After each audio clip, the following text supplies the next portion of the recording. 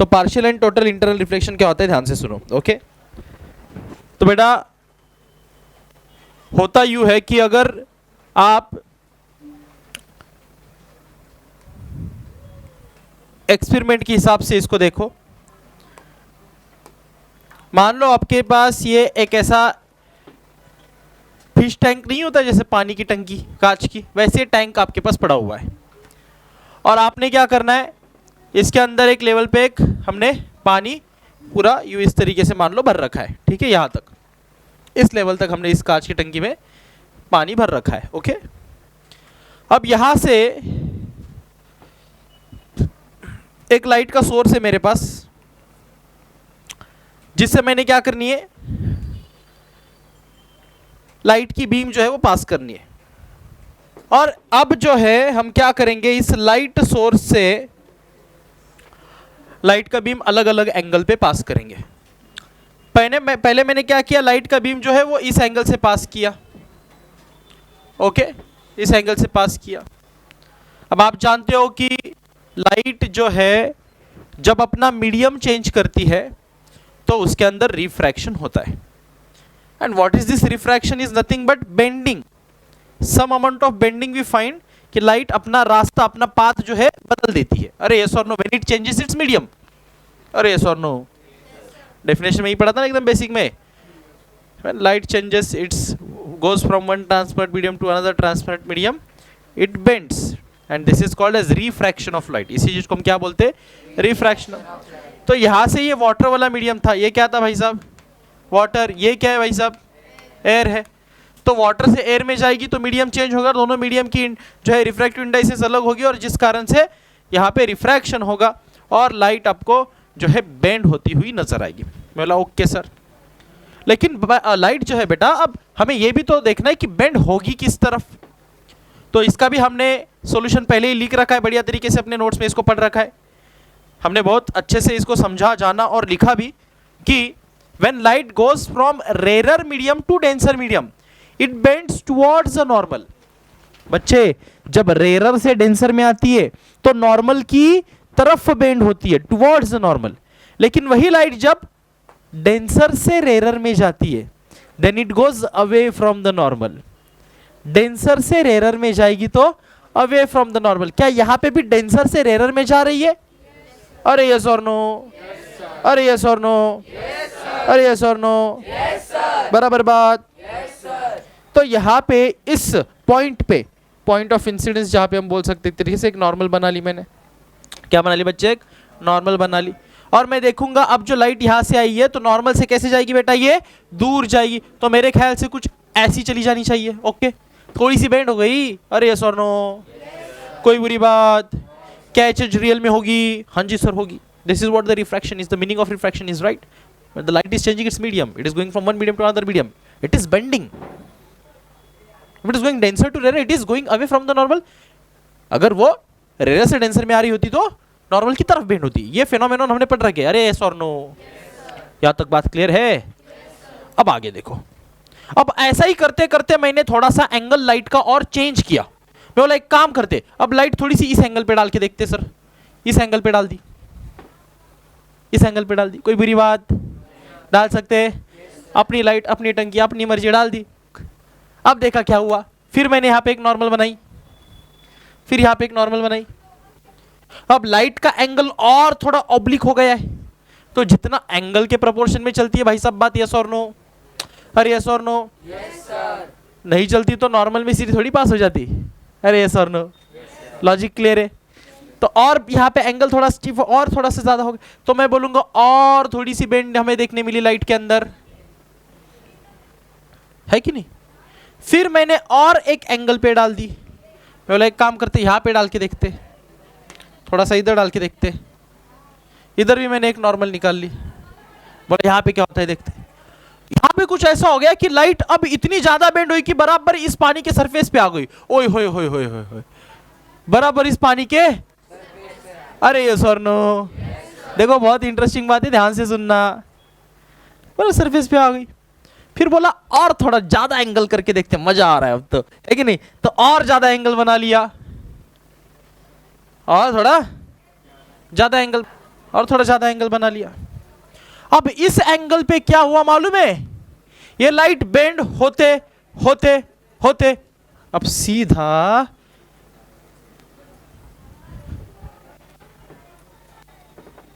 अगर मैं अपनी बाकी कंडीशंस को 2 मिनट के लिए इग्नोर कर दूं, ठीक है, जहां पे मैं बोल रहा हूं हर कंडीशन में रिफ्रैक्शन हो रहा है, अरे यस और नो, क्या बोला मैंने, रिफ्रैक्शन हो रहा है।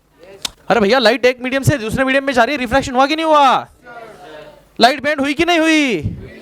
यहां पे एंगल थोड़ा बढ़ा दिया और नॉर्मल से दूर चली गई, और थोड़ा एंगल बढ़ा दिया और नॉर्मल से दूर चली गई, परपेंडिकुलर हो गई नॉर्मल को, पानी के सरफेस पे आ गई, और थोड़ा एंगल बढ़ा दिया, पानी के अंदर ही चली गई, मीडियम ही चेंज नहीं हुआ। और देखो जरा ध्यान से, अगर मीडियम ही चेंज नहीं हुआ, एक ही मीडियम में बाउंस होके बैक आ गई, तो बाउंस होके बैक आना एक ही मीडियम में, सोचो पहले लेक्चर में पढ़ाया था रिफ्लेक्शन होता है क्या, इसीलिए इस कॉन्सेप्ट का नाम है टोटल इंटरनल रिफ्लेक्शन। क्या नाम है कॉन्सेप्ट का, टोटल इंटरनल। बोले तो अंदर ही भाई साहब यहीं पे लाइट आई, उसी मीडियम में वापस लौट के चली गई, पानी के बस सरफेस को टकरा के। हालांकि ये ट्रांसपेरेंट मीडियम था, लेकिन लाइट बाहर निकली, और जिस एंगल पे ये चीज होती है उस एंगल को क्रिटिकल एंगल बोला जाता है। कौन सा एंगल बोला जाता है, किसी एक पर्टिकुलर एंगल पे ये काम हुआ ना, क्या हर एंगल पे हो गया, हर एंगल पे लाइट डाली अंदर चली गई, नहीं ना, किसी एक बराबर एक स्पेसिफिक एंगल पे आने पे ये काम हुआ ना, जिस एंगल पे आने पे ये काम हुआ, लाइट मीडियम छोड़ के बाहर ना जाते हुए उल्टी वापस आ गई, रिफ्लेक्शन हो गया, रिफ्रैक्शन के बदले क्या हुआ, रिफ्लेक्शन। उस एंगल को बोलते क्रिटिकल एंगल, और इस कॉन्सेप्ट को बोलते टोटल इंटरनल रिफ्लेक्शन। क्या बोलते बेटा, आ रहा है सबको समझ। और जहां पे लाइट अंदर नहीं गई थी लेकिन सरफेस पे चली गई थी, इसको बोलते पार्शियल इंटरनल रिफ्लेक्शन। क्या बोलते, आ गया कॉन्सेप्ट समझ अच्छे से, इसमें कोई डाउट, पक्की बात, ओके। तो अब जो है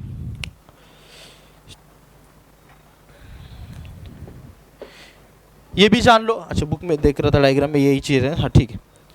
आप देखो कि बुक में भी आपको और अच्छे से डायग्राम दी गई है, ठीक है ऑलरेडी, उससे आप बाकी चीज़ें नोट कर सकते हो। फिलहाल नोट नहीं करना है कुछ, आपको मैं बस ये पढ़ा रहा हूँ, आप घर पे अपनी नोट्स बनाना, तब ये टॉपिक की डायग्राम वगैरह आराम से निकालते बैठना, अभी उतना टाइम अपने को नहीं है, अपन आगे चलते, चलेगा। कॉन्सेप्ट समझ में आया सर, इसका इस्तेमाल क्या है, क्यों मजा ले रहे आप इसका इतना। बेटा आज के डेट में, ओके सर सीधा आज के डेट पे आ जाते, आज के डेट में आप जितना भी इंटरनेट इस्तेमाल कर रहे हो, अरे सुनना ध्यान से भाई, ध्यान दे, आज के डेट में जो भी आप इंटरनेट इस्तेमाल कर रहे हो वो इसी कॉन्सेप्ट पे चलता है, which is total internal reflection in optic fibre. किस में आता है, एक ऑप्टिक फाइबर नाम की केबल होती है जिससे इंटरनेट ट्रांसफर होता है बच्चे, ओके आपका जो डेटा है इसी से ट्रांसफर हो रहा है। आप बोलोगे सर मैंने तो वायर नहीं लगाया मेरी फ़ोन को, बेटा तूने वायर नहीं लगाया तेरा फ़ोन को, तेरा फ़ोन वायरलेसली किसी टावर से कनेक्टेड है, मोबाइल टावर से, वो मोबाइल टावर तेरे को डेटा ट्रांसमिट करा रहा है, क्योंकि रेडियो की एक अपनी रेंज होती है, वही तक काम करेगा, बराबर है ना। लेकिन उस मोबाइल टावर से आगे जो भी डेटा है एक वायर के जरिए लेके जाया जाता है, फिर वो एक बड़े स्टेशन के पास जाता है, सर्वर्स के पास जाता है, वो सर्वर जो होते हैं इंटरलिंक्ड होते हैं, जो नेट फॉर्म करते हैं, वेब फॉर्म करते हैं, जाला पूरा, जिसको इंटरनेट बोला जाता है, क्योंकि दो देशों के बीच में कनेक्शन बनता है। इंटर का मतलब ये होता है, इंट्रा नहीं बोलते इसको, इंटर बोलते हैं। आ रहा है समझ, अपने ही देश में अगर नेट होगा तो उसको इंट्रानेट बोलते हैं, दो देशों के बीच में होगा तो उसको इंटरनेट बोलते हैं। तो बाद में फिर ये समंदर के अंदर से ये केबल बिछाई जाती है, जो अपने पास जो भी आप डेटा फेच करते हो ना, ओके अभी इतनी लैंग्वेज तुमको समझ आती नहीं, आप जो भी ब्राउज करते हो ना गूगल पे, वो गूगल के कई सर्वर्स होते हैं कैलिफोर्निया में, यूएस में, अलग अलग जगहों पे, है ना। तो उन सर्वर्स तक वो इंफॉर्मेशन चुटकियों में पहुंच के वापस आप तक आती है।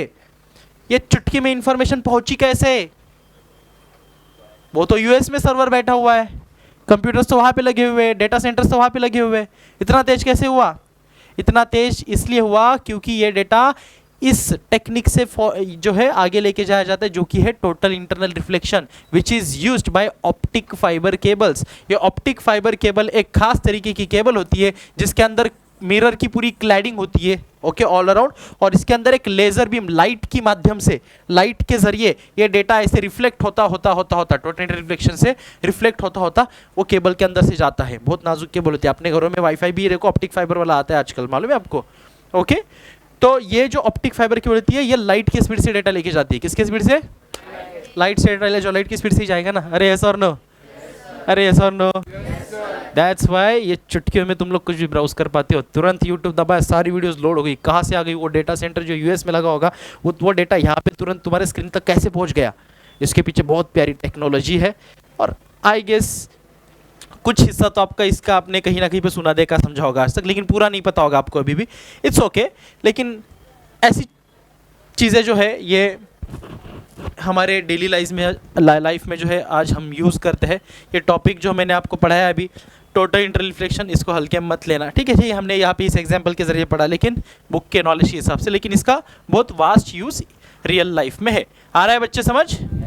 चले आगे अभी।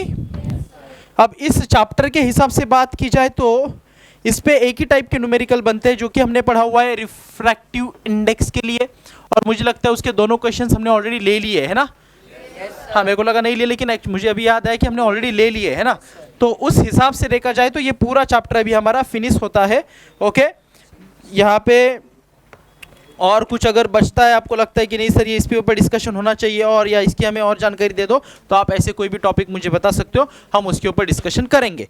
लेकिन अभी आगे हमें ये चैप्टर कंटिन्यू करना है लेंस की फॉर्म में। अभी हमें लेंस चैप्टर स्टार्ट करना है तुरंत। कौन सा? लेंस। तो स्नेल्स लॉ बोलता है कि ratio of sine of angle of incidence, okay,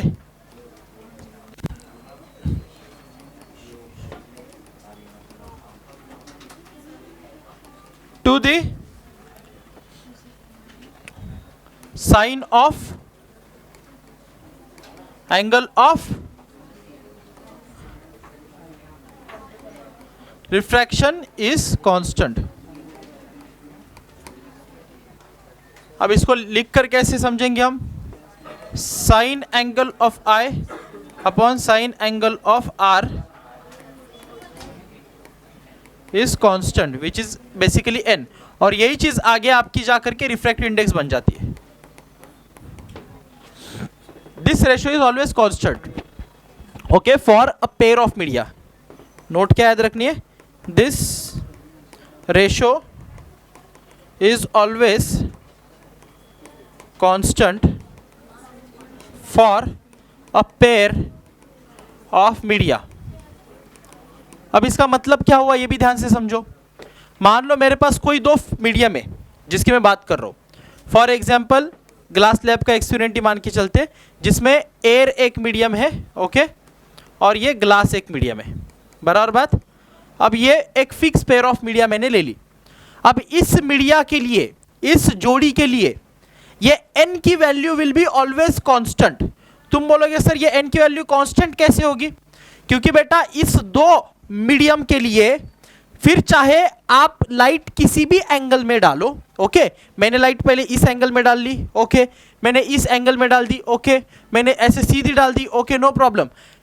लेकिन पेयर ऑफ मीडिया तो यही है ना, एयर और ग्लास, और स्पेसिफिकली ये फिक्स ग्लास जिसकी मैं बात कर रहा हूँ। ग्लास में भी सब अलग अलग ग्लास की रिफ्रैक्टिव इंडेक्स अलग हो सकती है, ओके, उसकी बनावट के बेसिस पे, लेकिन ये फिक्स पेयर ऑफ मीडिया की हम बात कर रहे हैं, for a particular pair of media की बात कर रहे हैं, उसके लिए ये वैल्यू हमेशा कांस्टेंट होती है, ओके। ये हमें स्नेल्स ने खास तौर पे बताया, for a pair of media. ये लास्ट में लाइन भूलनी नहीं है। तो होता क्या है, आप कुछ भी एंगल से लाइट डालो, मीडियम तो आपके यही दो है ना, मीडियम तो आपके यही दो है ना, तो लाइट की स्पीड, अगर ये मैं लाइट डाल रहा हूं इस एंगल में, इस एंगल में या इस एंगल में, लाइट की स्पीड इस पर्टिकुलर मीडियम के लिए तो उतनी रहेगी ना, उसके लिए एंगल नहीं मैटर करता। और फिर ये लाइट जब अगले मीडियम में जाएगी तो बेटा इस अगले मीडियम में जाने के बाद भी इस लाइट की स्पीड इस पर्टिकुलर मीडियम के लिए उतनी ही होगी ना, फर्क नहीं पड़ता रिफ्रैक्शन का एंगल क्या बन रहा है, वो तो बेस्ड होगा इसके इंसिडेंस एंगल पे। तो for a pair of media ये दोनों के स्पीड का रेशो हमेशा कांस्टेंट ही रहेगा, नो मैटर किस एंगल से आप लाइट डाल रहे हो। That's why they say see sine of I and sine of R का रेशो हमेशा कैसा रहेगा, कांस्टेंट रहेगा, लेकिन किसके लिए? For a pair of media, क्योंकि मीडियम ही चीज नहीं हो रही। उन दो मीडियम की बात कर रहे हैं अपन लोग जिन दो मीडियम में ये इंसिडेंस और रिफ्लेक्शन एंगल देखा जा रहा है। फिर नो मैटर किसी भी एंगल पे लो, हर एंगल के हिसाब से, इसलिए एंगल का यहाँ पे इंक्लूजन क्या है? साइन एंगल और यहाँ पे इंसिडेंस का, और साइन एंगल किसका? रिफ्रैक्शन का। ठीक है, इन दो एंगल का रेशियो बोलता है कैसा रहेगा? हमेशा constant. Now you will say Snell भाई को ये कहाँ से समझा? एवरी कांस्टेंट और बेसिकली फिक्स वैल्यू और ऑब्जर्वेशन जो है मल्टीपल एक्सपेरिमेंटेशन से निकलती है। रादर आप दुनिया भर की जितने ही कांस्टेंट्स देखोगे सभी मल्टीपल एक्सपेरिमेंटेशन और ऑब्जर्वेशन के बाद लिखे गए। ओके, सो ठीक इसी तरीके से जब स्नेल्स भाई साहब ने भी अपनी पढ़ाई की, ओके, उन्होंने इस चीज़ के ऊपर रिसर्च किया, तो उन्होंने बहुत सारे एक्सपेरिमेंट्स और बहुत सारे मल्टीपल ऑब्जर्वेशंस को स्टडी करने के बाद ये जो है बोल सकते हो आप डेरिवेशन या इस थेसिस को आगे रखा कि हाँ भाई साहब, आप हर तरीके से मैंने चेक कर लिया, ये रेशो हमेशा मेरे को कांस्टेंट ही देखने मिला। किसके लिए? For a given pair of media. आ रही बात समझ? This is what the Snell's law is. So no matter, इस दो मीडियम के लिए हमेशा आपकी वो वैल्यू फिक्स कांस्टेंट रहेगी। ओके, क्योंकि इनकी रिफ्रैक्टिव इंडाइसेस भी फिक्स होगी। राइट? यस। डिस्पर्शन में बेटा लाइट फैल रही है अपने सातों कंपोनेंट में। रिफ्रैक्शन में हम लाइट को सिर्फ बेंड होता हुआ देख रहे हैं, डिस्पर्शन में भी रिफ्रैक्शन हो रहा है। डिस्पर्शन का सीधा मतलब है फैलना, दिमाग में बिठा ले। अपनी एक व्हाइट लाइट आई, लेकिन एक मीडियम में घुसने की वजह से उसके, क्योंकि सभी रंगों का, मैंने बोला लाइट, एक व्हाइट लाइट जो है 7 रंगों से मिलकर बनी है, जो कि विबग्योर। Okay, VIBGYOR। अब वो व्हाइट लाइट क्या हुआ, जैसे ही मान ले इस प्रिज्म जैसे चीज में एंटर की, ये व्हाइट लाइट आई, इस प्रिज्म जैसे चीज में एंटर की, तो यहां पे इसने अपना मीडियम बदला। पहले ये यहां पे एयर से आई, यहां पे कांच में चली गई। अब इस मीडियम में आने पे, क्योंकि हर एक लाइट के जो 7 कंपोनेंट है, उसके हर एक कंपोनेंट कलर की वेवलेंथ अलग होती है। क्या अलग होती है? मैंने बोला विजिबल स्पेक्ट्रा, मैंने आपको बताया था। उस विजिबल स्पेक्ट्रा में 400 नैनोमीटर से लेकर 800 नैनोमीटर तक जो सारे कलर्स है, ये है विबग्योर। Okay, 8 colours, 7 colours. और ये जो है सातों के सातों कलर अपनी अपनी अलग वेवलेंथ कैरी करते हैं। तो क्योंकि रिफ्रैक्टिव इंडेक्स एक ऐसा फेनोमेनॉन है जो वेवलेंथ पे डिपेंड करता है, यानी कि आपकी लाइट की अगर वेवलेंथ अलग अलग है तो हर एक कलर का बेंडिंग भी अलग अलग होगा, जिस कारण से, क्योंकि they carry different wavelength, they bend at different angles. Okay, and they bend different angles. तो जाहिर सी बात है, जो व्हाइट लाइट एक आई थी, लेकिन अब सारे एंगल उसके कंपोनेंट कलर की वेवलेंथ अलग होने की वजह से सब अलग अलग एंगल में बेंड हो गए, तो हमें वो फैली हुई नजर आई, वो डिस्पर्स हो गई, खुल गई। ओके, और फिर एक बार और ये हुआ, जब ये मीडियम वापस चेंज हुआ तो वापस इस तरीके से हमें फैलती हुई ये नजर आती है, जिसे सिंपली हम डिस्पर्शन ऑफ लाइट के नाम से जानते हैं, या रेनबो फॉर्मेशन भी बोलते हैं। यही चीज़ पानी के बूंद में भी होती है। ओके, यहाँ से आती है रे, यहाँ से टकराती है, वापस बाहर निकलती है। ठीक है, और इस तरीके से ये फिर हमें जो है फैलती हुई नज़र आती है। And this is how basically dispersion occurs, light का फैलना basically occurs. Okay, and we see 7 colours, okay, जो हमें रेनबो की फॉर्म में दिखाई देते हैं। या आप इसको प्रिज्म से धूप में ऐसे पकड़ोगे खिड़की की तरफ, तो आपको वो लाइट भी जो है 7 रंगों में नजर आएगी। हमने एक बार क्लास में यहाँ पे चमका के दिखाया था बच्चों को, पूरा इंद्रधनुष यहाँ पे। ठीक है, बड़ा प्यारा लगता है देखने में। वो मेरा ऑप्टिकल सेट जो है पूरा वही किसी ने डाव मार लिया है, पता नहीं कहाँ गया। और जैसे ही आ जाएगा नया वाला, मैं आपको सारी चीज़ें, प्रिज्म, ये सभी लेंसेस, मिरर्स सारी, उसके बाद आपका जो ग्लास लैब एक्सपेरिमेंट है, सारे आपको चीज़ें प्रैक्टिकली यहाँ पे दिखाऊंगा। ठीक है, हाँ, अभी आपको फिलहाल ये समझ में आ रहा है कि डिस्पर्शन में क्या हुआ। बिकॉज लाइट के सभी कंपोनेंट कलर्स की वेवलेंथ अलग थी, उनके अंदर अलग अलग एंगल पे रिफ्रैक्शन हुआ, and because of the different angles, okay, light got spread into it 7 different component colours, and we can see the colours of light or component colours of white light. It is called as dispersion. ठीक है, refraction में हम सिर्फ ये देखते हैं कि light जो है एक मीडियम से दूसरे मीडियम में जाते समय बेंड हो जाती है, नॉर्मल की तरफ या नॉर्मल से दूर। रेयर से डेंसर आती तो नॉर्मल की तरफ, डेंसर से रेयर जाती तो नॉर्मल से दूर। This bending is called as refraction of light. Refract हो गई, क्लियर है? हाँ जी। ग्लास प्रिज्म में हो रिफ्रैक्शन नहीं होता तो ये बेंड होती क्या अलग एंगल पे? मैंने उस फेनोमेनॉन को नाम दिया डिस्पर्शन। हो तो रिफ्रैक्शन की वजह से ही रहा है। मैंने क्या बोला? हर एक कलर की वेवलेंथ अलग थी तो वो रिफ्रैक्टिव इंडेक्स चेंज हो गया उसके लिए, उस पर्टिकुलर कलर के लिए। क्योंकि रिफ्रैक्टिव इंडेक्स बदला, मैं बोल सकता हूँ बेंडिंग भी अलग अलग निकलेगा, क्योंकि refractive index is a index, a number which tells me कि लाइट कितनी ज़्यादा बेंड होगी, राइट? तो मैं बोल सकता हूँ कि हर एक लाइट की बेंडिंग अलग अलग लेवल पे हो गई, जिस कारण से ये फैल गई, और उस फैलने वाले फेनोमेनॉन को, उस कंडीशन को मैंने डिस्पर्शन नाम दिया। हालांकि हो ये रिफ्रैक्शन की वजह से रहा है। हो ये किस वजह से रहा है? रिफ्रैक्शन की वजह से रहा है। आ रही बात समझ? यस।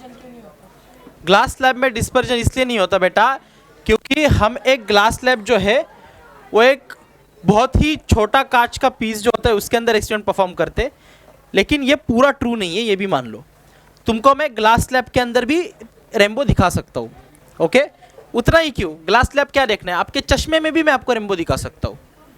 तो ऐसा नहीं डिस्पर्शन ग्लास स्लैब में बिल्कुल नहीं होता, हम लोग उसको पढ़ नहीं रहे उस चीज़ के लिए। हो हर चीज़ में रहा है, ओके? जब लाइट अपना मीडियम बदलेगी, बेसिक कंडीशन समझो, लाइट अपना मीडियम बदलेगी तो वो अपने कलर के कंपोनेंट जो है सातों, उसके अलग अलग एंगल्स निकलेंगे ही निकलेंगे। बस मायने ये रखता है कि कितने ज़्यादा वो फैल रहे।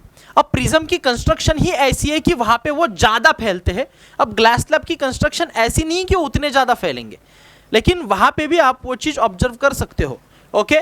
आपके चश्मे के कांच में भी आप ऑब्जर्व कर सकते हो, और ऐसी छोटी मोटी और कांच की किसी भी पीस को उठा लो, उसमें भी आप चीज़ ये बहुत अच्छे से देख सकते हो, ओके? ग्लास प्रिज्म जो है इसमें ये चीज़ 2 बार होती है, 2 बार फैलती है तो ज़्यादा स्प्रेड हो जाता है वो जो है सातों रंगों का बेल्ट। लेकिन नॉर्मल किसी ग्लास स्लैब से देखते हो तो वो लाइट जो है सेम बाहर निकल जाती है, क्योंकि इस तरफ से आने के बाद इस मीडियम में एंटर की, फिर यहाँ पे जो है वापस बाहर इस मीडियम से निकल गई, तो आपको सेम मोस्टली देखने मिलती है। बट हम ड्रॉ करते टाइम एक रे को बोलते हैं मोनोक्रोमैटिक रे। क्या बोलते हैं?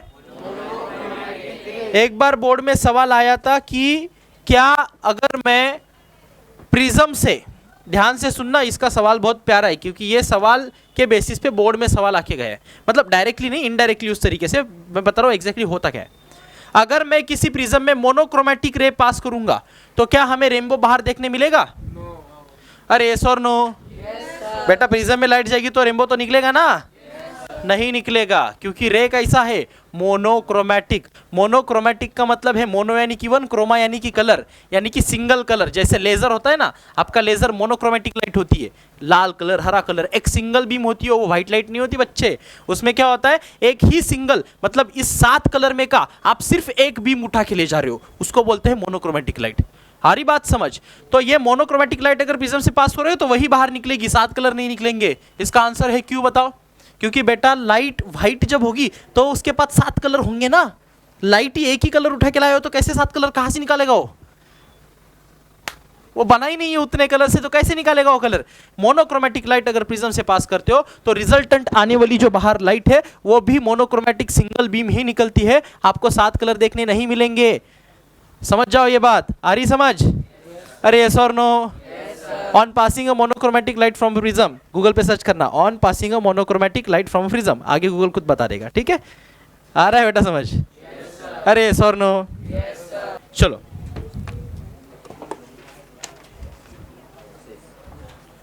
everyone pay attention, we are going to start with the chapter we are going to start with is lenses. देखो lenses वही जो आपके चश्मे की कांच में लगा हुआ है उसको लेंस बोलते हैं, वही जो आपके कैमरे के सामने आप लगाते हो उसको भी लेंस बोलते हैं, वही जो अपने घड़ी के ऊपर भी लगी होती है उसको भी लेंस बोलते हैं, वही जिससे आप दूर दूर की चीजें देखते हो टेलीस्कोप, उसमें भी लेंस होती है। स्कूल में अगर प्रोजेक्टर लगा होता है तो उस प्रोजेक्टर में भी लेंस होती है। इन सबको तो रहने दो, चलो ये तो हमने इंसान ने बनाई हुई चीज है। हमारी खुद की आंखें, इसके अंदर भी लेंस होती है। तो ऐसी जो है चीज हम एक तरीके से बोल सकते हैं जिसके वजह से हमें दिखाई देता है, या हमारे आसपास कई सारे अनगिनत चीज़ों में ये चीज़ लगी हुई है, आपके मोबाइल फ़ोन से लेकर के और तमाम सारी ऐसी इलेक्ट्रॉनिक डिवाइसेस हो, डेली यूज़ करने वाली चीज़ें हो, डॉक्टर्स बहुत ज़्यादा इस्तेमाल करते हैं, डेंटिस्ट इस्तेमाल करते हैं, वॉच मेकर इस्तेमाल करते हैं।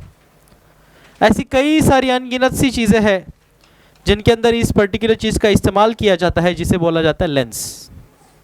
हमारे खुद के आंखों में भी है, बराबर। और इसी के बारे में आज हम पढ़ने जा रहे हैं। इसके ऊपर हमें पूरा एक चैप्टर पढ़ना है।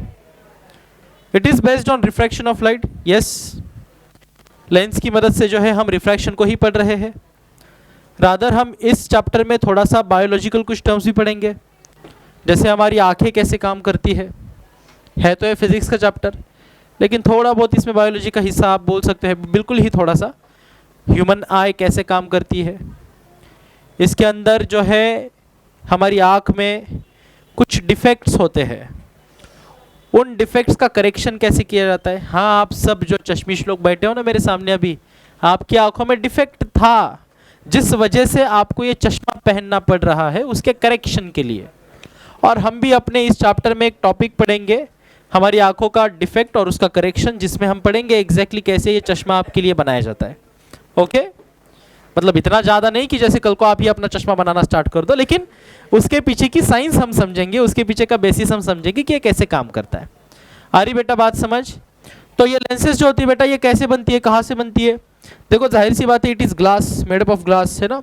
आजकल तो फाइबर ग्लास का भी इस्तेमाल किया जाता है। खैर, तो कांच की मदद से इन लेंसेज को बनाया जाता है। अब आप बोलोगे सर क्या सर, कांच को सीधा ऐसे काट दो, कई चीज़ ऐसा एकदम नॉर्मल, ऐसे नहीं होता। ये आती है स्पेरिकल लेंसेज के अंडर। ये जो है बातें, ये कहाँ पे हम पढ़ते हैं? स्पेरिकल लेंसेज में। ये सब जो है स्पेयर से बनाई जाती है, एक तरीके से ऐसा समझो। तो जनरल तौर पे ओके, मेनली हम दो तरीके की लेंसेज को पढ़ेंगे, क्योंकि हमारे चैप्टर में सिलेबस के हिसाब से उतना ही है, बाकी तो और बहुत सारी होती है, मैं आपको कुछ नाम बताऊंगा अभी यहाँ पे बोर्ड पे, लेकिन हम जनरल तौर पे दो पढ़ेंगे अभी यहाँ पे। एक होता है कन्वेक्स लेंस और एक कॉन्केव लेंस। ओके, कौन सी? Convex and concave. अब ये लेंस कहाँ से आती है, कैसे बनती है? मैंने बोला इनको स्पेरिकल बोला जाता है। क्या बोलते हैं? स्पेरिकल। इसलिए बोलते हैं क्योंकि ये किसी एक स्पेयर का हिस्सा होते हैं। ये स्पेयर यानी कि बॉल, समझते हो ना? ओके, अरे यस और नो, गोला कांच का ऐसा मान लो। अब इस स्पेयर को बच्चे ध्यान से देख, अगर मैं कुछ ऐसा करता हूं कि मेरे पास दो स्पेयर है जो दो एक दूसरे को इंटरसेक्ट कर रहे हैं। क्या कर रहे हैं? इंटरसेक्ट। तो ये बीच में कुछ कांच का ऐसा मीडियम बनेगा। ओके, अब इसको स्पेयर के हिसाब से थ्री डायमेंशनल देखो कि उसका कैसे बनेगा, जिसमें बेसिकली बीच वाला हिस्सा फूला हुआ होगा और नैरो पे वो एजेस पे वो नैरो होगा। ठीक है, तो ऐसा कुछ डिस्क जैसा जिसमें बीच में फूला हुआ है, एज पे नैरो है, हर तरफ से सर्किलर है, ऐसा जो कुछ हिस्सा निकलेगा इसके अंदर से, वो आपकी कन्वेक्स लेंस बनती है। क्या बनती है बेटा? कन्वेक्स लेंस बनती है। ठीक है, कन्वेक्स लेंस। और अगर इसी स्पेयर के दो गोले मैं ले लूं और बीच में कुछ खाली हिस्सा रखते हुए इसको अगर मैं ग्लास मीडियम से फील कर दूं, तो अब जो मेरे पास लेंस बन के आएगी, इसको हम कॉनकेव लेंस बोलते हैं। क्या बोलते हैं? कॉनकेव लेंस बोलते हैं। अब सर ये दोनों लेंसेस ऐसी कैसी, इसमें क्या है? देखो जरा ध्यान से समझो। इनके अलावा वैसे लेंसेज के बहुत टाइप होते हैं, मैं आपको कुछ निकाल के बता देता हूँ। जो असल में हम ये कॉन्वेक्स और कॉनकेव हमारे पूरे चैप्टर में पढ़ने वाले, इनके एक्चुअल नेम भी कॉनकेव कॉन्वेक्स नहीं है, इसके बाय कॉनकेव और बाय कॉन्वेक्स ये रियल नाम है। तो सर हम ये बाय बाय क्यों नहीं लगाएंगे? क्योंकि हमने बाकी टॉपिक को बाय बाय कर दिया है, तो हम इसके अंदर बाय लगाएंगे नहीं। इसको बाय बोलने के पीछे रीजन ये होता है, बाय बोले तो दो, क्योंकि ये दोनों तरफ से फुली होती है, इसको बाय कॉन्वेक्स बोलते हैं। अरे बेटा, एक तरफ से फुली हुई एक तरफ से प्लेन हो तो इसको प्लेनो कॉन्वेक्स बोलते हैं। दोनों तरफ से फुली नहीं हो, एक तरफ से फुली हो एक तरफ से गड्ढे जैसा हो, तो इसको मिनिस्कस बोलते हैं। Positive meniscus, negative meniscus, plano concave, plano convex, bi concave, bi convex, ऐसे लेंसेज के बहुत सारे और भी कई सारे टाइप्स होते हैं, लेकिन हमें ये सब छोड़ने, हमें सिर्फ दो पढ़ने। मेनली मैंने बोला कॉन्वेक्स और कॉनकेव। आ रही बेटा बात समझ? अरे यस और नो, पक्का दिमाग में आ गया? हम पढ़ेंगे कौन? जोर से बोलने का, कौन? Convex lens. बोलो ना पूरा। और दो चीज पढ़ेंगे। ठीक है, करें स्टार्ट फिर। अब कुछ बातें जो है इस चैप्टर को पढ़ने के लिए आपको मालूम होनी चाहिए। जैसे जो ये स्फेरिकल लेंसेस है, इन लेंसेस में सबसे पहले आपको कुछ 3 रूल है वो मालूम होने चाहिए कि इन लेंसेस में लाइट जाती है तो उसके साथ क्या क्या होता है, ठीक है। प्लस ये लेंस के टाइप जो है और 2 तरीके से इनको हम कैटेगराइज करते हैं, और ये होता है बेटा आपका डाइवर्जिंग और कन्वर्जिंग लेंस। पहले ये सारी बातें मैं आपके साथ कर लेता हूं, फिर हम इस चैप्टर के मूल मुद्दे की बात शुरू करेंगे, जिसमें हम कॉन्वेक्स लेंस लेंगे, फिर उसकी रे डायग्राम्स बनाएंगे, उसकी कंडीशंस पढ़ेंगे 6 कि कैसे उसके अंदर ऑब्जेक्ट के रिस्पेक्ट में इमेज फॉर्म होती है। फिर हम कॉनकेव लेंस लेंगे और उसमें भी पढ़ेंगे कि कैसे ऑब्जेक्ट के रिस्पेक्ट में इमेज फॉर्म होती है। मूल मुद्दा तो यही है ना कि उस लेंस का इस्तेमाल किस लिए किया जा रहा है। भैया ऑब्जेक्ट के रिस्पेक्ट में कुछ इमेज बनेगी, अरे यस और नो। मैं जो देख रहा हूं मैं उसको इमेज बोलूंगा ना, अरे यस और नो। और जिस चीज को देख रहा हूं उसको ऑब्जेक्ट बोलूंगा ना, अरे है कि नहीं बात। जैसे आप यूं मान लो, चलो थोड़ा रिफ्लेक्शन में घुस जाते जानबूझ के, अगर मैं किसी मिरर के सामने जाके खड़ा रह जाता हूं तो भैया मिरर जो है वो एक ऑप्टिकल इंस्ट्रूमेंट है, एक डिवाइस है, एक चीज है, एक ऑब्जेक्ट, एक आपके लिए एक क्या बोल सकते हो, ऑप्टिकल डिवाइस है, राइट। आप खुद उस मिरर के लिए ऑब्जेक्ट हो, मिरर आपके लिए ऑब्जेक्ट हो सकती है, ठीक है, you can objectify that mirror, right. But अभी उस मिरर के लिए आप ऑब्जेक्ट हो, और आप जो मिरर में देख रहे हो, जो आपको दिख रहा है, आपकी खुद की शक्ल, बॉडी, पूरा आप, वो आपकी इमेज है, अरे यस और नो। ऑब्जेक्ट इमेज समझ पाते हो। तो ऐसी लेंस से भी देखेंगे तो कोई चीज जो देख रहे हो है ना, वो तो आपके लिए इमेज है, लेकिन जिस चीज को देख रहे हो वो तो ऑब्जेक्ट भी तो है ना भाई साहब, अरे यस और नो। अब क्योंकि हम बात सिर्फ हमारे आंखों की नहीं कर रहे यहाँ पे, आप यूं समझो कि किसी एक लेंस के सामने मैं कहीं पे कोई ऑब्जेक्ट रख देता हूं तो इस ऑब्जेक्ट की इमेज कहां बनती है उसके रिस्पेक्ट में, यह देखना ही हमारा इस पूरे चैप्टर का खेल है, ठीक है। यहां पे मूल मुद्दा यह है। लेकिन सीधा इसकी बात ना करते हुए पहले थोड़ा प्री रिक्वेस्ट को और बेटर समझते हैं, और यहाँ पे थोड़ी सी बेसिक चीज़ों को पहले जान लेते हैं, और उसके बाद इसकी बात फिर आपको जब हम करेंगे तो अच्छे से खोपड़ी में आपके घुस जाएगी। बट इसमें पूरा अटेंशन चाहिए। कहीं पे कोई भी छोटा सा एक सिंगल रूल भी आपके दिमाग में नहीं बैठा तो आगे की तमाम सारी बातें जो है वो आपके ध्यान में नहीं आ पाएगी। तो हर एक छोटी से बड़ी चीज़ जो हम यहाँ पे डिस्कस करने जा रहे हैं वो आपको अच्छे से मालूम होनी चाहिए, समझ में आनी चाहिए। इसलिए मैंने बोला, अरे क्या बोला, ध्यान दे। देख बेटा होता क्या है, आपके पास एक लेंस है जिसका नाम दिया मैंने कॉन्वेक्स लेंस, कुछ ऐसे नजर आ रही है।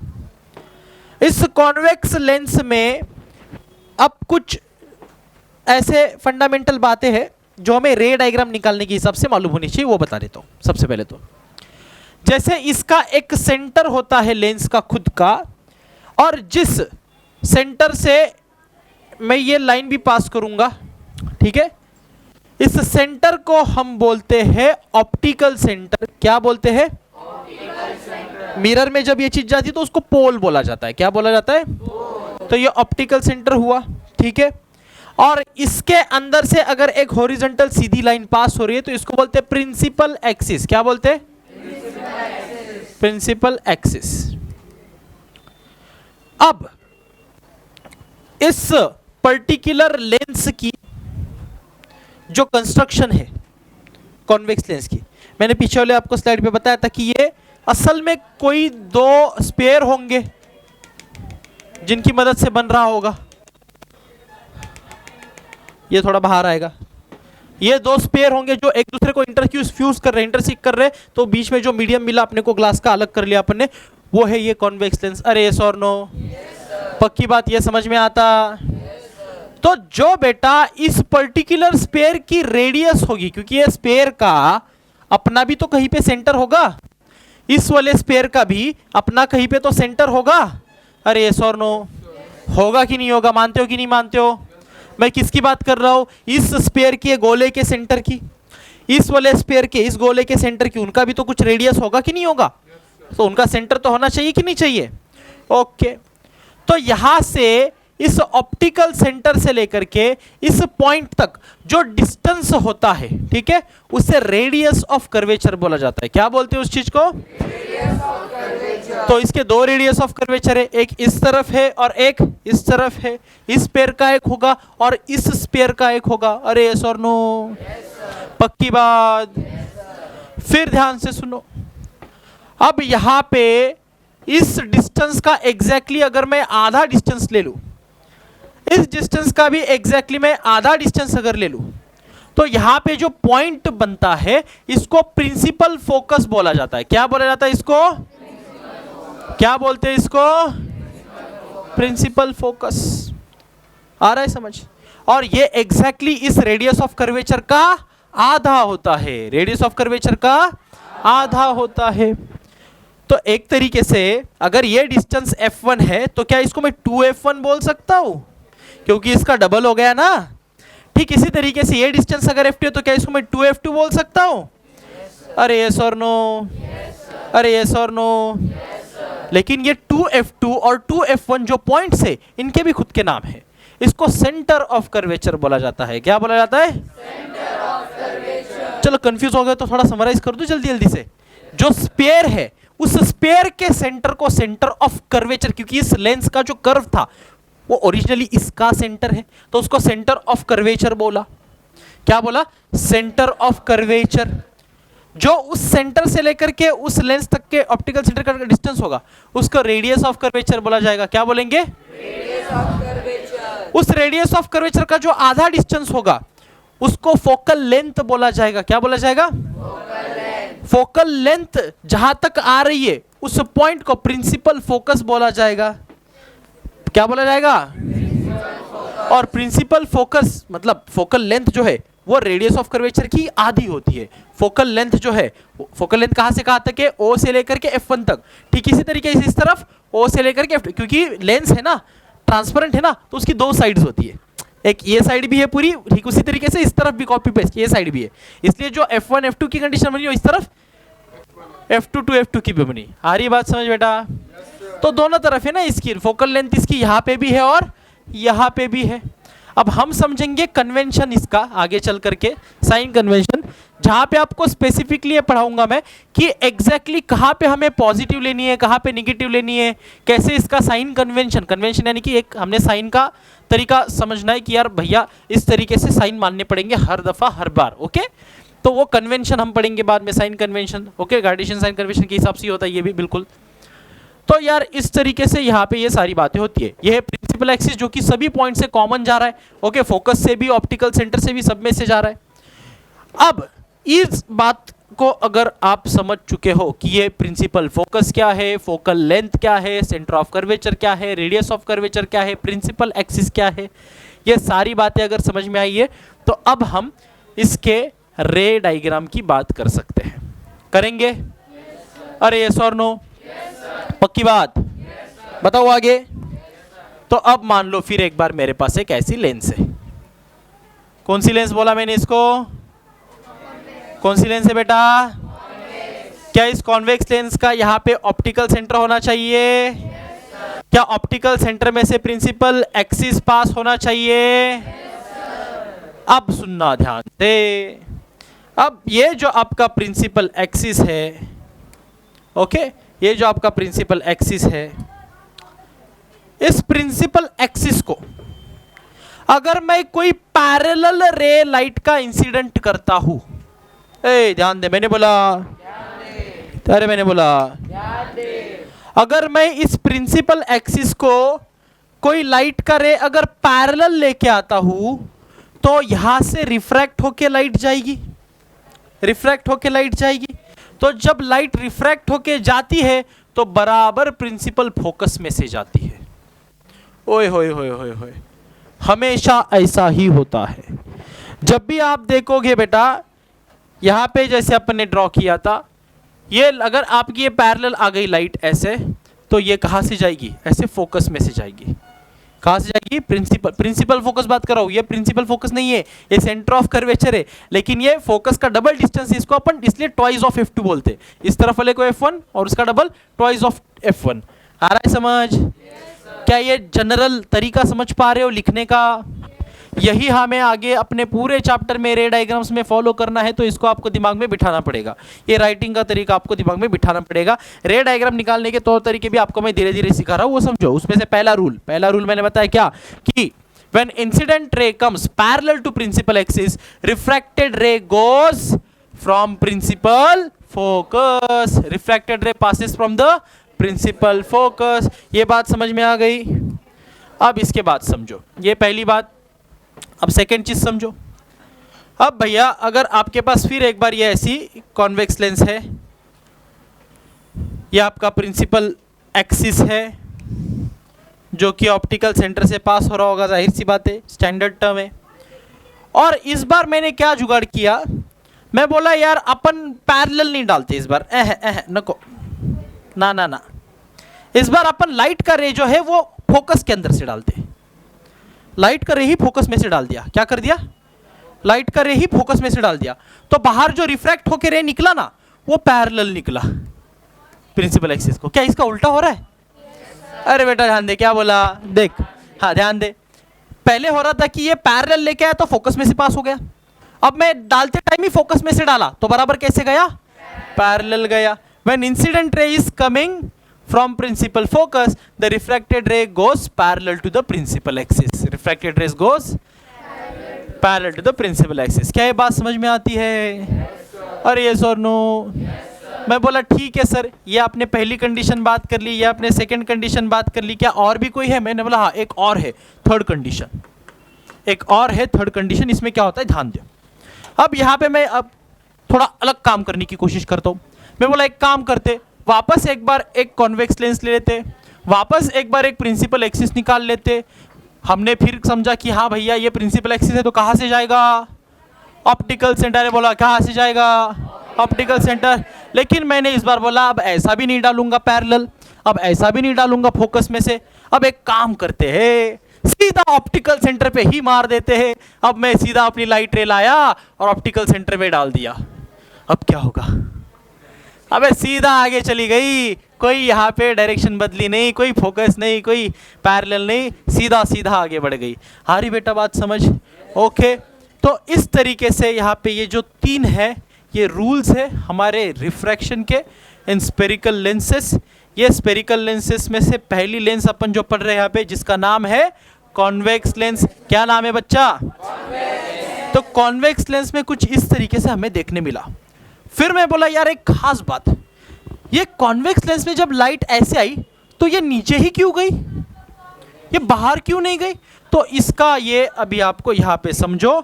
ये जो कॉन्वेक्स लेंस होती है बच्चा, इसको बोला जाता है कन्वर्जिंग लेंस। क्या बोलते हैं इसको? अब कन्वर्जिंग का यहाँ पे मतलब होता है कि अगर आप इस कॉन्वेक्स लेंस में कितनी भी लाइट डालोगे, कितने भी लाइट के रेज लेके आओगे, तो आप देखोगे कि सारे के सारे ये नालायक प्रिंसिपल फोकस में से पास होके चले जाते हैं। क्या करते हैं ये? ऐसे प्रिंसिपल फोकस में से पास होके चले जाते हैं।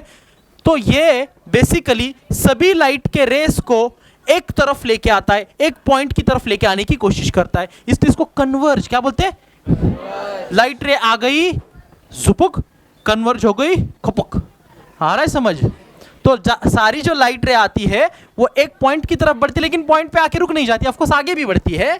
इसके बाद में मैं समझाऊंगा आपका कैसे इमेज फ्लिप हो जाती है इस कारण से। लेकिन ये समझो कि ये रेस को नजदीक लेके आता है, इसलिए इस जो लेंस को है, मतलब कौन सी? कॉन्वेक्स लेंस को कन्वर्जिंग लेंस बोलते हैं। क्या बोलते हैं? कन्वर्जिंग लेंस बोला जाता है।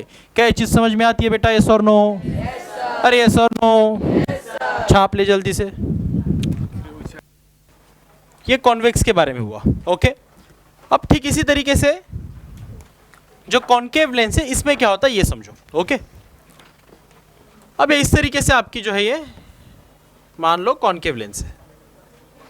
अब कॉन्केव लेंस इसका एग्जैक्टली अपोजिट बोल सकते हो आप लोग कॉन्वेक्स का, उसके कंस्ट्रक्शन में भी, उसके रे डायग्राम में भी, उसके फंक्शन में भी एक तरीके से। वहां पे कॉन्वेक्स में आपने देखा बीच में लेंस फुली हुई थी, एजेस पे नैरो थी, पतली थी। इसमें एजेस पे फुली हुई है, मोटी है, थिक है, और बीच में नैरो है, पतली है, ऐसे इस तरीके से। और ये पूरी सर्कुलर है। ओके। ये डिस्क की तरह जो गड्ढा है वो बीच में है, फुला हुआ एजेस की तरफ है। ओके। ये जो लेंस है ऐसी जिसमें आप गड्ढा बीच में महसूस कर सकते हो, ये कॉन्केव लेंस है। कॉन्वेक्स में आपकी उंगली ऐसी घूमेगी हर तरफ से। इमेजिन कर पा रहे हो? आप इस तरीके से समझो, या चाहे तो इसका 3D जो वीडियो होता है घर जाने के बाद एक बार वो देख लो, ज़रूर लेना है ना, तो आपको थोड़ी सी और अच्छी बेटर आइडिया मिल जाएगी। होता क्या है इसमें, ध्यान से देखो फिर एक बार, वही है कि आपका ये प्रिंसिपल एक्सिस जो भैया अगेन इस लेंस के ऑप्टिकल सेंटर से पास हो रहा होगा। ये एक पैरेलल रे आ गई। अब क्या होगा, ये कहां से गुजरेगी, फोकस से। देखो गलत नहीं है, जाएगी तो ये फोकस से ही, लेकिन समझो बात को, ये डाइवर्जिंग लेंस होती है, उसका डायग्राम निकालता हूं बाद में। रेस को ऐसे दूर लेके जाती है। उन सब की बात आगे करने वाले बेटा, वर्चुअल, इरेक्ट है ना, वो सब सब सब आगे आएगा, रे डायग्राम, साइन कन्वेंशन, तब होले होले हर एक स्टेप में पढ़। हाँ पता है, आप स्कूल से पढ़ के आए हो, आपकी सारी होशियारी चैप्टर खत्म होने के बाद देखते, तब पूछूंगा सवाल। अभी समझो बात को, ये दूर लेके जा रहा है रे को, प्रिंसिपल एक्सिस से दूर लेके जा रहा है। नजदीक ला रहा है क्या किसी एक पॉइंट में? तो हम क्या करते हैं, हम बोलते हैं ठीक है दूर लेके जा रहा है, जार लेके, कोई बात नहीं, चल मान लिया तेरा। लेकिन हम भी होशियार हैं, हम बोलते हैं एक बार जरा इसके पीछे तो देखते हैं क्या हो रहा है। तो हम इसकी पीछे की तरफ जो है रे को एक्सटेंड करके देखते हैं कि ये कहाँ से जा रहा है। और जैसे हमने पीछे की तरफ रे को एक्सटेंड करके चेक किया, हमें समझ में आ गया कि भाई साहब किससे छुपा रहे हो बे, जा तो आप प्रिंसिपल फोकस से ही रहे हो। जब हमने इसको भले ही डाइवर्ज होते हुए देखा, लेकिन जब उसकी रिवर्स पाथ हमने एक्सटेंड करके देखी, तो हमें समझ में आया कि भाई साहब वो एक्चुअल में तो फोकस से ही जा रहा है। अब ये रियल में नहीं हो रहा तो वर्चुअल लेवल पे हम इसको बोलेंगे, कैसे बोलना होता है वो आगे तो बताता हूं। फिर इसके बगल में एक बार और अपन एक कॉनकेव लेंस बनाते, प्रिंसिपल एक्सिस बनाते, जो कि ऑप्टिकल सेंटर से गया। लेकिन फिर वही कि अब मैं जो है रे को पैरेलल लेके आऊंगा, क्या रे को पैरेलल लेके आऊंगा। अब कैसे लेके आऊंगा, कहाँ से लेके आओगे बताओ, कैसे लेके आओगे फोकस से, ये फोकस है, कैसे लेके आओगे फोकस से, हाँ पैरेलल है तो भाग गया। अब कहाँ से लाओगे, ऊपर से लाओगे। हु विल टेल मी अब कैसे बनेगी डायग्राम। आपने कॉन्वेक्स, देखो ऐसा बनाने में ये नहीं है मतलब कोई गलत बात, लेकिन हमें नहीं पता कि हम जो है प्रिंसिपल फोकस से ये रे डायग्राम को गलत नहीं बोल सकते, ठीक है। हम ये चाहते हैं कि हम इंसिडेंट रे फोकस में से निकाल के लाए। तो अगर मैं इंसिडेंट रे, ठीक है it is correct, okay somewhere it is also correct, कि अगर मैं इस एंगल पे लेके आऊँगा पर्टिकुलर फोकस में जो आगे जा रही होगी लाइट, तो वो पैरेलल जाएगी। This is true, okay this is 101% correct रे डायग्राम, कोई बुरी बात। लेकिन हम इस रे डायग्राम में ये चाहते कि आने वाला जो इंसिडेंट रे है वो आते टाइम ही फोकस से आए। आते टाइम ही कहां से आए, फोकस से। मैं वो चाहता हूं कि आप लोग वो बनाने की कोशिश करो, तब क्या होगा और इसे कौन एक्सप्लेन कर पाएगा। देखो ये आपको डायग्राम आपके टेक्स्ट बुक में भी देखने नहीं मिलेगी बाय द वे, ठीक है। अरे सर नो, सवाल सिंपल है। अच्छा शुरू के लेवल पे सवाल थोड़ा भारी हो गया है क्या आपके लिए, क्या इतना एब्जॉर्ब कर पा रहे हो नॉलेज? मैं समझ रहा हूँ आप इजी टॉपिक से समझ पा रहे हो, तो इसलिए पूछ रहा हूँ। आपका स्कूल टीचर भी शायद ही आपको ये सवाल पूछेगा। वैसे इंटेलिजेंट लेवल का सवाल है, थोड़ा सा इजी है, लेकिन आपको कॉन्सेप्ट पता होगा। तो मैं चाहता हूँ कि इंसिडेंट रे कहाँ से आए, रिफ्लेक्शन है क्या? तो इस साइड पैरेलल जाने का मतलब ये नहीं इधर पैरेलल चली जाएगी, नहीं जाएगी, जाएगी। चलो ये डायग्राम आप बुक में पढ़ते हो, ये डायग्राम आप बुक में पढ़ते हो, ये डायग्राम आप बुक में नहीं पढ़ते हो, तो क्या आपको सबको लगता है कि ये लाइन यहाँ पे आने के बाद, सॉरी, यहाँ पे आने के बाद यहाँ से सीधी आगे निकल जाएगी?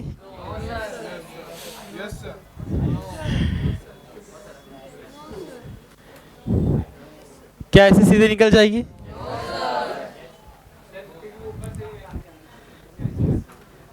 सोचो ना, यहाँ पे जा रही ऐसी जाएगी सीधी? अबे यार,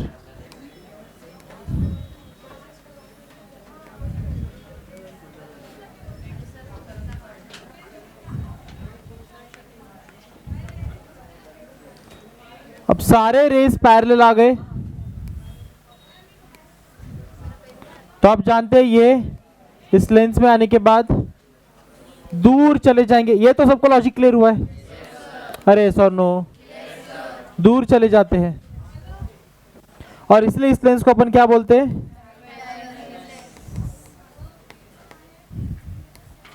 डाइवर्जिंग लेंस बोलते हैं। पीछे की तरफ इसका अगर पाथ देखोगे,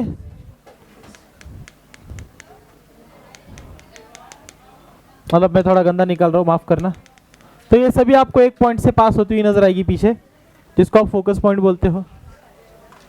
अरे यस और नो? पक्की बात?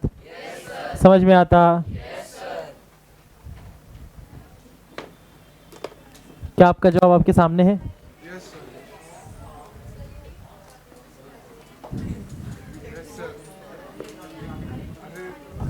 अरे है कि नहीं है?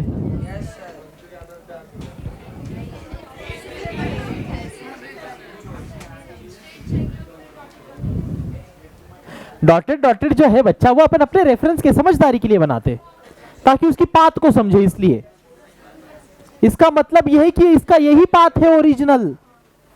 तो क्या इसका मतलब ये हुआ कि लाइट सीधा सीधा निकल के चली जाएगी? इसमें 3 कंडीशन लिखी है आप लोगों ने। जैसे ये मैंने तीनों आपको लिख के दिया था बढ़िया से, ऐसे ही आप ठीक इस तरीके से क्या करोगे, ये तीनों लिखोगे। बेटा सीधी रे कहाँ पे निकल के गई? ये तीसरी कंडीशन। Yes, optical centre. अरे सर नो, ये ओ बोल दो, ये प्रिंसिपल। ठीक है, बाकी आप समझदार। ये ऐसे लिख के दिया था ना तीनों, ये आपका 1 2 done.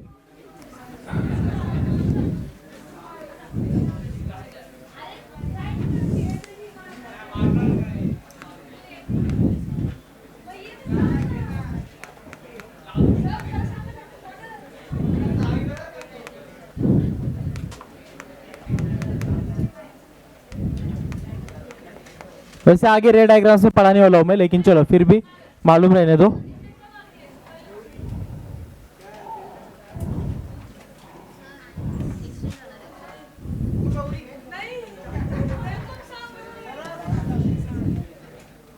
This is what happens. ठीक है, ऑलराइट सो बच्चों, आज की लेक्चर में यहीं पे रुकते हैं। That's it for today, see you in the next session. Thank you so much, good bye, all the very best.